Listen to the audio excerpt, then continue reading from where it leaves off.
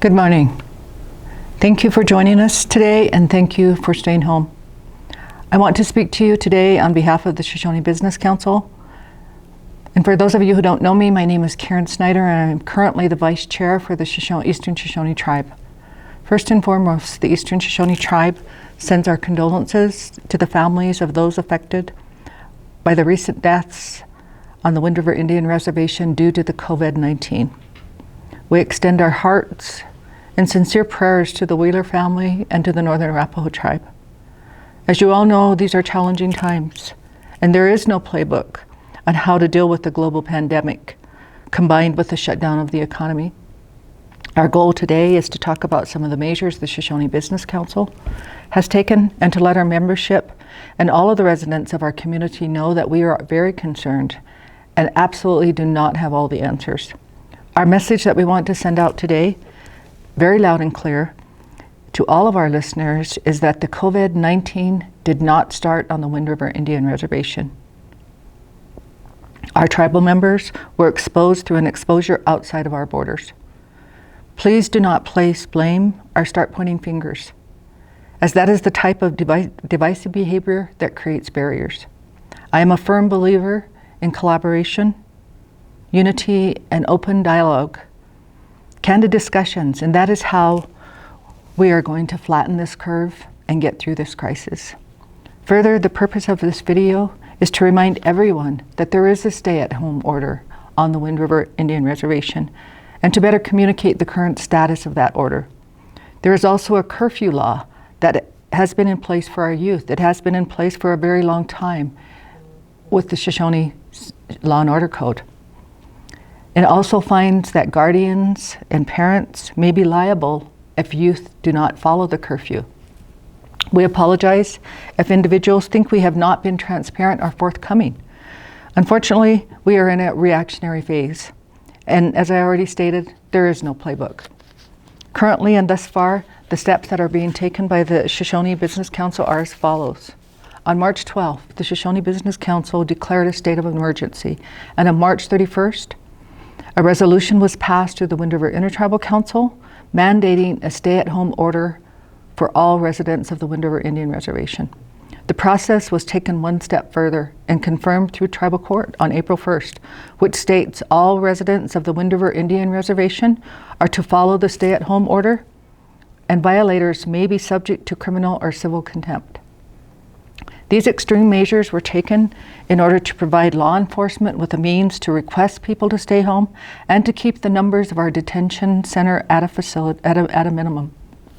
As you know, the coronavirus is spreading rapidly through our communities, and we realize a large percentage of our population have existing health conditions, and it is so important to protect yourself and your families.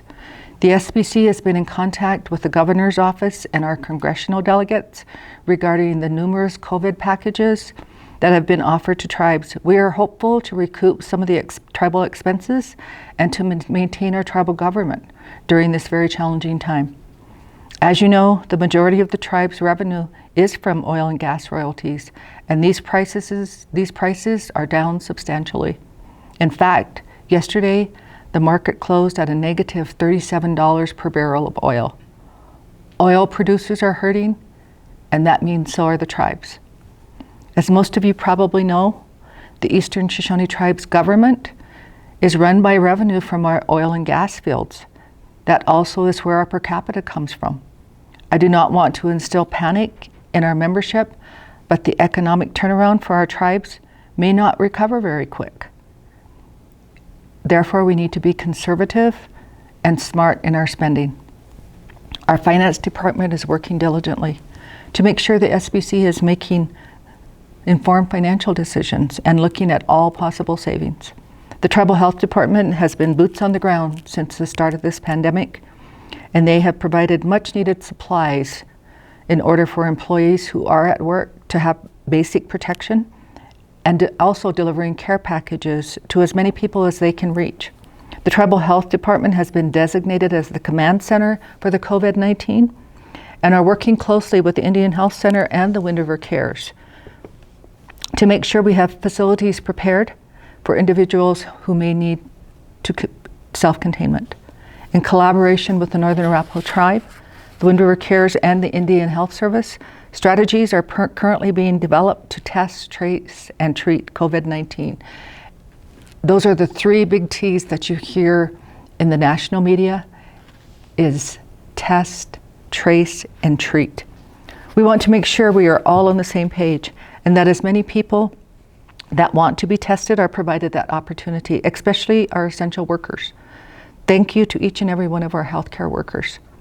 Our food distribution and elderly assistance program have remained open, and they are doing the best they can to provide food to families and delivery of meals. The food distribution program has applied for emergency food and will assist families who may have not been previously eligible.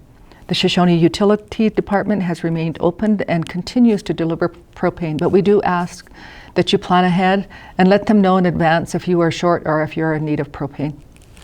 The 477 has been also working hard to make sure TANF eligible clients, their cash assistance are still being available and processed for them. They are continuing to look at ways to increase cash assistance for our eligible participants, and as soon as those final guidelines come through, we will let our participants know. Also, the existing Low Income Energy Assistance Program, our LEAP clients, their benefits will be extended, and the 477 program will be accepting new application for those services. If you have recently been laid off, you may now be eligible for those services. So for all of the hard work from all of these programs, I want to thank you all of these employees who are now our front line and continue to provide much needed services. This is the part of my message that I really enjoy. And this kind of evolved through the spirit in our community.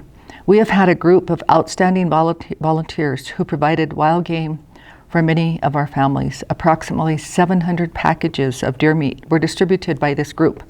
And please keep in mind, they used their own vehicles for the hunt, they provided their own gas, and they did not receive compensation from anybody for their hard work and efforts. Also, the Eastern Shoshone Housing Authority purchased approximately 70 tons of potatoes, and those were also distributed by this same group of volunteers. This is the kind of spirit and teamwork we need to see in our time of need. Put divisive thinking aside and see where we can lend a hand. The tribe is also looking at harvesting a couple of our buffaloes, and hopefully that meat will be distributed shortly. On the law enforcement side, police officers nationwide are overwhelmed by the COVID-19. Here in Wind River, we already knew prior to this we did not have enough law enforcement officers to maintain our 2.2 million acre land base. And now to add a pandemic to that equation, it's a recipe for a dangerous, serious time. The number of calls on drunk drivers, minors purchasing alcohol, and being out past curfew has been on everybody's radar. Please be assured, the Wind River Police Department is continuing to do their job by making daily arrests, working 12-hour shifts, and trying to stay healthy themselves. This in and of itself is an ominous task. So what can we do to help? Hold your own family members accountable. Know where the teenagers are at all times and talk to them in a good way about being unselfish, respectful, and to look out for their elders and their younger siblings. Much is unknown about how coronavirus COVID-19 spreads. We believe it spreads mostly from person to person through respiratory droplets produced when someone who sneezes or coughs. We recommend wearing a cloth mask in public. While wearing a mask in public, you should still maintain 6 foot social distancing and follow orders by the governor and the tribes. Anyone who is sick should stay home. These actions help prevent people from getting sick and help stop the spread of this virus. If you attend services of any type, wear a mask. If you were told to self-isolate, stay home and don't attend. Take these measures to make sure vulnerable populations are protected. It is important everyone practices frequent hand washing and social distancing. Keep 6 feet of space or greater between people. Remember to keep gatherings to 10 or fewer people, regardless of what the situation or the event is. In closing, Shoshone tribal departments have been closed for over a month. Some employees have been working remotely, and others deemed essential employees are requested to be at their workplace to make sure crucial business of the tribe continues. This has not been a perfect process, and we will try to do a better job of opening lines of communication and keeping our membership informed. Shoshone tribal offices will remain closed for the remainder of the month of May, but our phone lines will be open every Tuesday and Thursday from 9 a.m. to noon, beginning this Thursday, April 23rd. Call us at 332-3532. If you have a question for a tribal department or program, we will provide you with that contact information. Again, call 332-3532 Tuesday and Thursday from 9 a.m. to noon, beginning this Thursday, April 23rd. Only a couple of us will be available to take phone calls as we continue to practice social distancing, so please be patient.